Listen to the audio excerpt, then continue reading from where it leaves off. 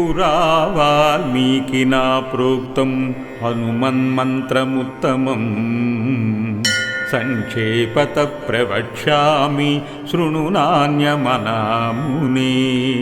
పురా కాంభోజనగరే యవనాశ్వ ఇతి శ్రుతః బ్రాహ్మణో జటిలో నిత్యం శివపూజాపరాయణః ఉపవాసమిషేణైవ మోహయామాస లౌకికాన్. శక్తిక్షేత్రం సమాగమ్య చోవాస బహువత్సరం. అర్పితం కుసుమం చాపి పంచగవ్యఫలాని చ కేనాపి నైవ భోజ్యాని తాని కూపే వ్యనిక్షిపత్. షణ్మాసం సత్ఫలాని క్షీరాజ్యమధుసేవకః అపస్మారీ సమజని తస్మిన్ జన్మని సద్విజః. తేనార్పితం తు యద్వస్తు తద్దివ్యం వస్తు భక్షయేత్.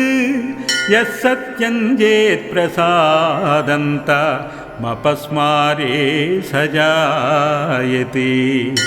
ఏవం గతే బహుదినే బ్రహ్మర్షిగాధినందనం ప్రణమ్య స్వస్య వృత్తాంతం స్వదేహస్థితిమేవ చ. విజ్ఞాపయామాస తదా యవానాశ్వోదితోత్తమః శ్రుత్వా ద్విజస్య వృత్తాంతమశేషం చ తపోనిధిః. దయార్ద్రమానసో భూత్వా విశ్వామిత్రో మహామునిః ధ్యాత్వా చోపదిశాస్మై సుందరం హనుమన్మమం. అస్య శ్రీ సుందర హనుమన్ మహామంత్రస్య వాల్మీకి ఋషిః అనుష్టుప్ ఛందః. శ్రీ ఆంజనేయో దేవతా మారుతాత్మజ ఇతి బీజం అంజనాసూను వాయుపుత్రేతి కీలకం. మమ సర్వారిష్ట నివారణార్థం జపే వినియోగః. కామిత్యాదికరహృదన్యాసః.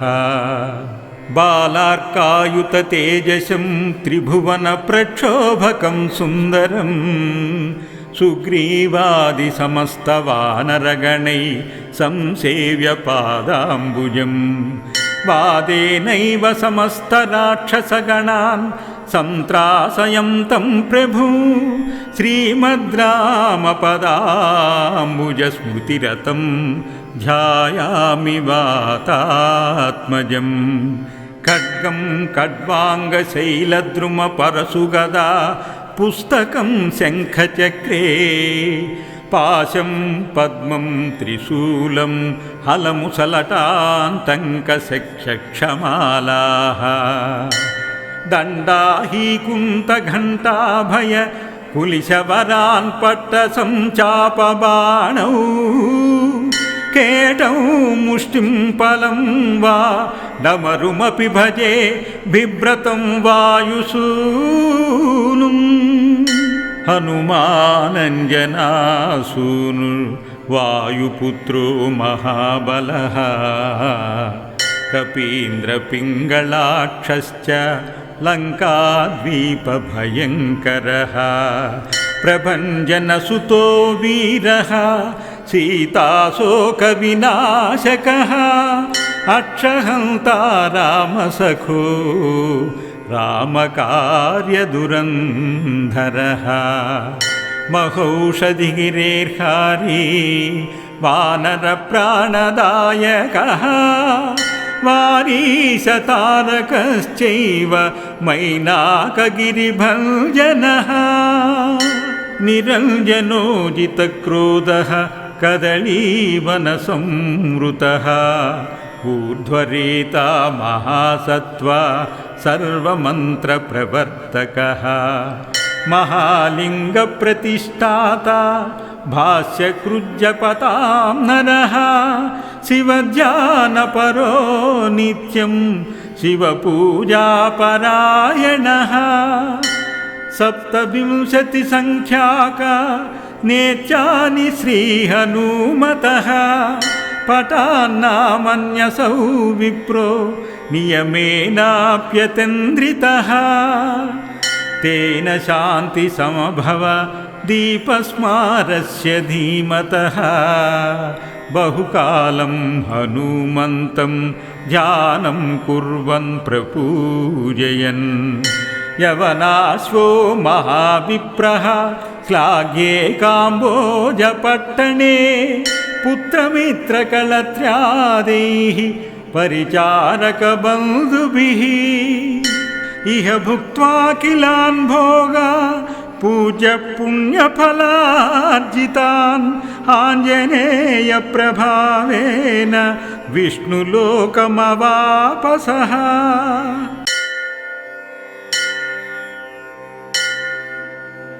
पुरा वाल्मीकिना प्रोक्तं हनुमन्मन्त्रमुत्तमम् संक्षेपतः प्रवक्ष्यामि शृणु नान्यमनामुने पुरा काम्भोजनगरे यवनाश्व इति श्रुतः ब्राह्मणो जटिलो नित्यं शिवपूजापरायणः उपवासमिषेणैव मोहयामास लौकिकान् शक्तिक्षेत्रं समागम्य चोवाच बहुवत्सरम् अर्पितं कुसुमं चापि पञ्चगव्यफलानि च केनापि नैव भोज्यानि तानि कूपे व्यनिक्षिपत् षण्मासं सत्फलानि क्षीराज्यमधुसेवकः अपस्मारी समजनि तस्मिन् जन्मनि सद्विजः तेनार्पितं तु यद्वस्तु तद्दिव्यं वस्तु भक्षयेत् यः सत्यं चेत् प्रसादन्तमपस्मारे स जायते एवं गते बहुदिने ब्रह्मर्षिगाधिनन्दनं प्रणम्य स्वस्य वृत्तान्तं स्वदेहस्थितिमेव च विज्ञापयामास तदा यवानाश्वोदितोत्तमः श्रुत्वा द्विजस्य वृत्तान्तमशेषं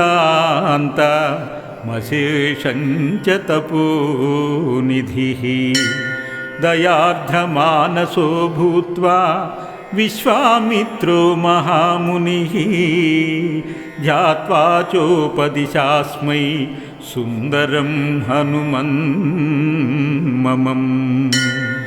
अस्य श्रीसुन्दरहनुमन्महामन्त्रस्य वाल्मीकि ऋषिः अनुष्टुप् छन्दः श्री आञ्जनेयो देवता मारुतात्मज इति बीजम् अञ्जनासूनु वायुपुत्रेति कीलकं मम सर्वारिष्टनिवारणार्थं जपे विनियोगः कामित्यादिकरहृदन्यासः बालार्कायुततेजसं त्रिभुवनप्रक्षोभकं सुन्दरं सुग्रीवादिसमस्तवानरगणैः संसेव्य पादाम्बुजं वादेनैव समस्तराक्षसगणान् संत्रासयन्तं प्रभु श्रीमद्रामपदाम्बुजस्मृतिरतं ध्यायामि वातात्मजम् खड्गं खड्वाङ्गशैलद्रुमपरशुगदा पुस्तकं शङ्खचक्रे पाशं पद्मं त्रिशूलं हलमुसलटान्तङ्कशक्षमालाः दण्डाहीकुन्तघण्टाभय कुलिशवरान् पट्टसञ्चापबाणौ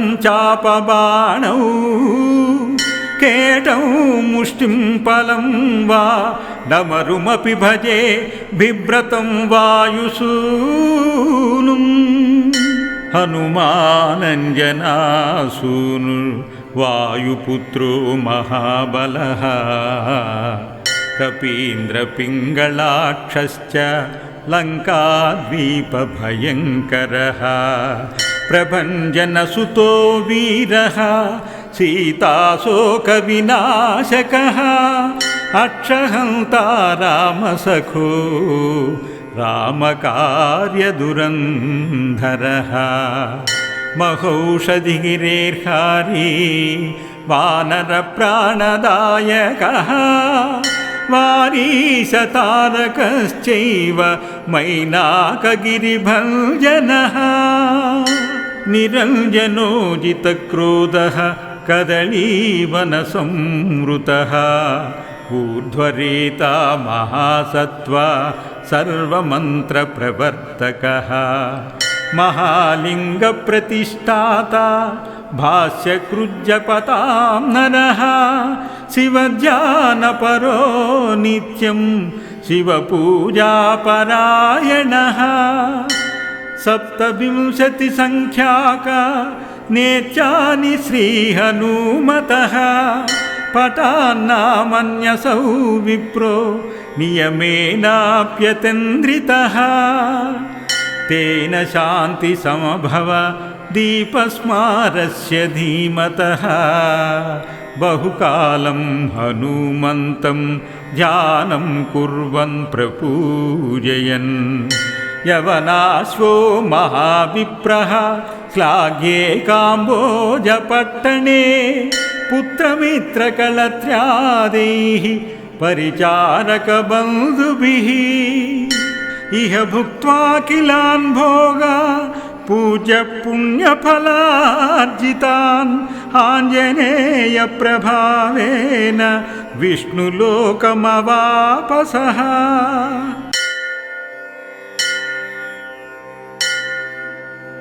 पुरा वाल्मीकिना प्रोक्तं हनुमन्मन्त्रमुत्तमम् संक्षेपतः प्रवक्ष्यामि शृणु नान्यमनामुने पुरा काम्भोजनगरे यवनाश्व इति श्रुतः ब्राह्मणो जटिलो नित्यं शिवपूजापरायणः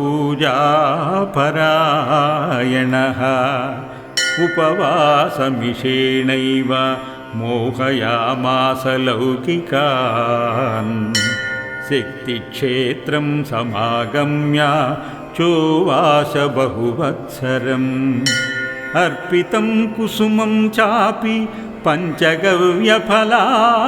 च केनापि नैव भोज्यानि तानि कूपे व्यनिक्षिपत् षण्मासं सत्फलानि क्षीराज्यमधुसेवकः अपस्मारी समजनि तस्मिन् जन्मनि सद्विजः तेनार्पितं तु यद्वस्तु तद्दिव्यं वस्तु भक्षयेत् यः सत्यं चेत् प्रसादन्तमपस्मारे स जायते एवं गते बहुदिने ब्रह्मर्षिगाधिनन्दनं प्रणम्य स्वस्य वृत्तान्तं स्वदेहस्थितिमेव च विज्ञापयामास तदा यवानाश्वोदितोत्तमः श्रुत्वा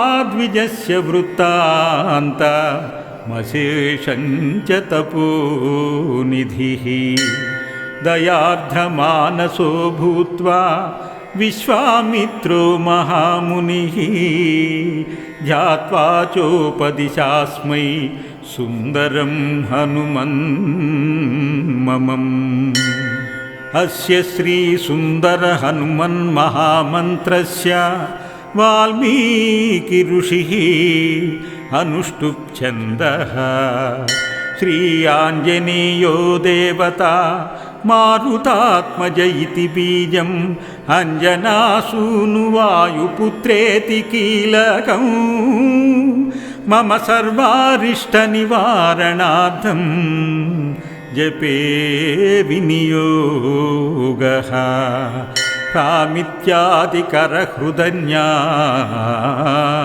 కామిత్యాదికరహృదన్యాసః బాలార్కాయుత తేజసం త్రిభువన ప్రక్షోభకం సుందరం సుగ్రీవాది సమస్త వానరగణై సంసేవ్య పాదాంబుజం వాదేనైవ సమస్త రాక్షసగణాన్ సంత్రాసయంతం ప్రభు శ్రీమద్రామపదాంబుజ స్మృతిరతం ధ్యాయామి వాతాత్మజం ఖడ్గం ఖడ్వాంగశైలద్రుమ పరశుగదా పుస్తకం శంఖచక్రే పాశం పద్మం త్రిశూలం హలముసలటాంతంకశక్షమాలాః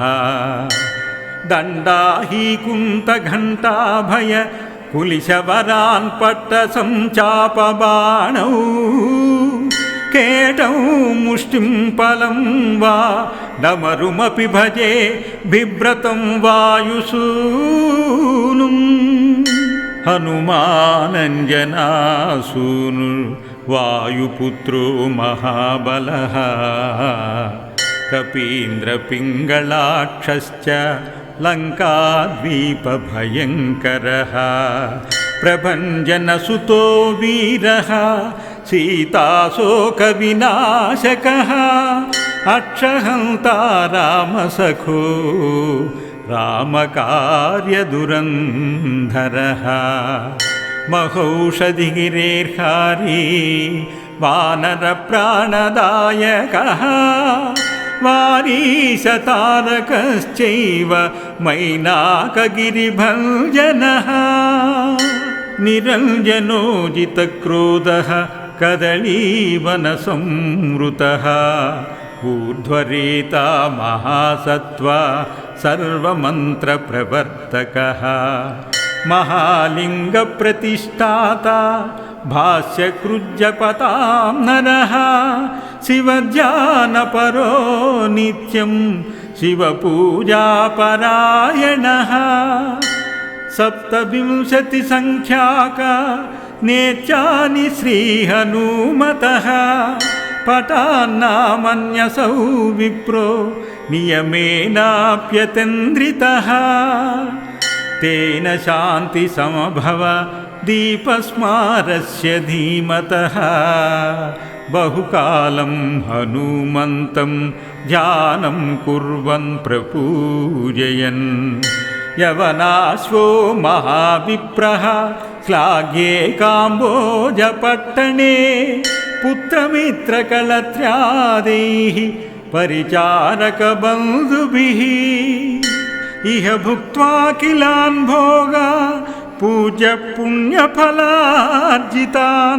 ఆంజనేయ ప్రభావేన విష్ణులోకమవాపసః ఇతి శ్రీ సుందర హనుమాన్ మంత్రం సంపూర్ణం.